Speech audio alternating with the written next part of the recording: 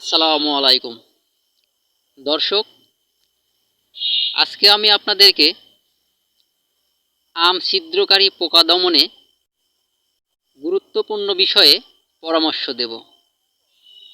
আপনাদের যাদের আম বাগান আছে অথবা বাড়িতে আমের গাছ আছে, আপনাদের আমগুলো প্রায়শ নষ্ট হয়ে যায়, পোকায় ফল ছিদ্র করে দেয়। তো কিভাবে আপনারা এই আম ছিদ্রকারী পোকা নিধন করবেন এবং আপনি আপনার রক্ষা করবেন সেই বিষয়ে পরামর্শ দেব। আপনি যদি আমার চ্যানেলে এই ভিডিওটি দেখে থাকেন তাহলে আমার চ্যানেলটিকে অবশ্যই সাবস্ক্রাইব করবেন। আম ছিদ্রকারী পোকা দমনের জন্য আপনাদেরকে ফেরোমন ফাঁদ ব্যবহার করতে হবে। এটি খুবই কার্যকরী এবং একটানা 2 থেকে 3 মাস সার্ভিস দেবে। এটার মেয়াদ মূলত 3 মাস। যদি ঝড় বৃষ্টিতে নষ্ট না হয়ে যায় তাহলে 1 মাস, 2 মাস, এমনকি 3 মাস পর্যন্ত আপনি এটাকে ব্যবহার করতে পারবেন। এর জন্য এরকম জার নেবেন, জারে 250 থেকে 300 ml ডিটারজেন্ট মিশ্রিত পানি ঢেলে দেবেন এবং তারপর ফেরোমন টোপটি ঝুলিয়ে দেবেন।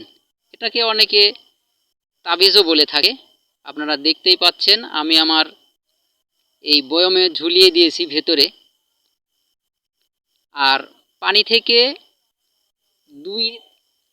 2 থেকে 2.5 ইঞ্চি উপরে তাবিজটি ঝুলিয়ে দেবেন, ঠিক যেরকম দেখছেন।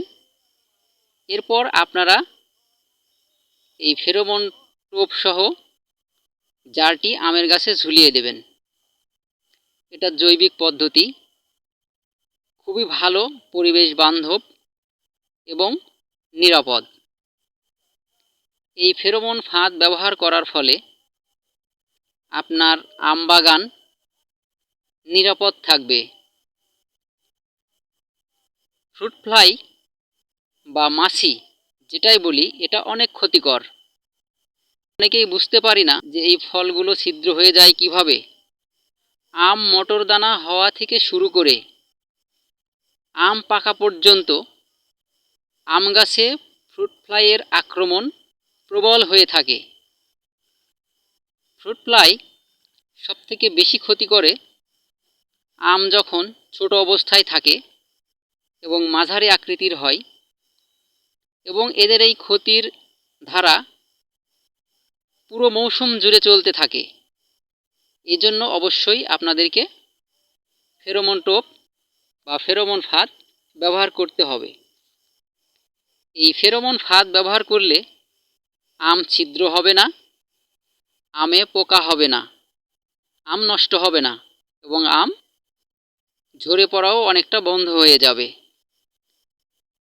একটা বিষয় লক্ষ্য করবেন যে আম আপনার গাছে অনেক ধরেছে, কিন্তু আপনার আমের অধিকাংশ নষ্ট করে ফেলে এই ফ্রুট ফ্লাই বা হলুদ মাছি।